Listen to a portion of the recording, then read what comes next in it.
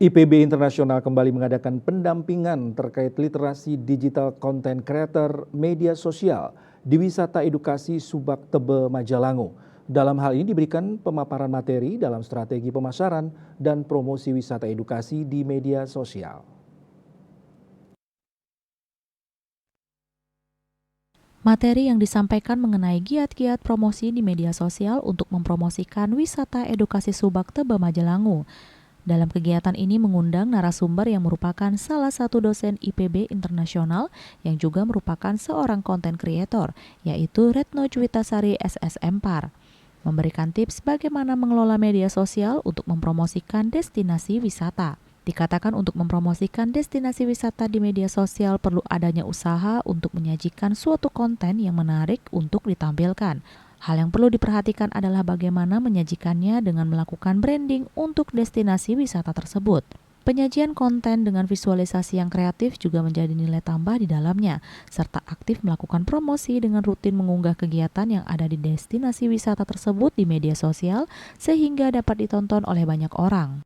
Materi pada siang hari ini saya membahas tentang bagaimana cara mengedit foto dan video agar konten itu lebih bagus, ibaratnya melalui pembelajaran dari komposisi, dari segi penggunaan aplikasi, lalu sampai ke penulisan caption itu pun juga diberikan dengan jelas agar lokasi itu jelas, lalu di tempat tersebut jelas, segalanya jelas gitu.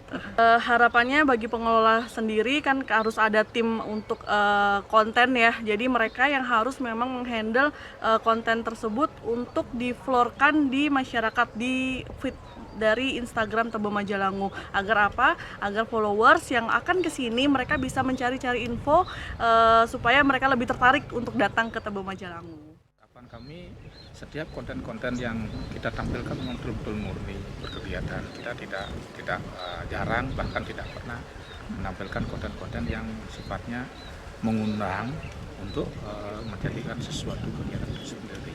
Harapan ke depan setiap pengunjung apalagi yang punya kesan tersendiri dengan tempat ini, karena kita ada satu-satunya tempat destinasi wisata alam yang ada di tengah kota dengan ada persawahan, dengan khusus kita untuk edukasi tentang pertanian dan subak.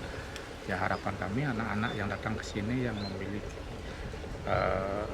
minat untuk mengupload segala kegiatannya bisa dilakukan sehingga Tebe Majalangu ini bisa semakin dikenal. Begitu juga dari kami setelah diberikan pendalaman tentang ini, mudah-mudahan tim kami dari Tebe Majalangu bisa melakukan hal yang seperti ini sehingga hasil-hasil dari konten ataupun foto-foto ataupun video yang kami tampilkan di sosial media akan lebih baik.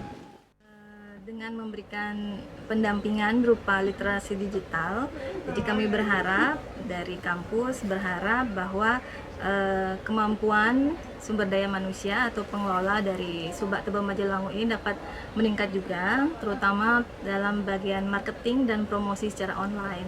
Jadi kami mendampingi bagaimana cara membuat konten untuk Instagram, untuk Facebook, untuk websitenya. Jadi dengan harapan tentu saja untuk menambah kualitas dari media promosi dari Tebe Majalangu, dari yang hanya konvensional jadi lebih semakin digital seperti itu. Jadi tentunya harapan kita bersama adalah untuk semakin memperkenalkan wisata edukasi Subak Tebe Majalangu ke dunia atau ke masyarakat luas. Kegiatan diakhiri dengan penyerahan sertifikat penghargaan serta foto bersama. Gung Istri dan Bunga Widrayani, Bali TV.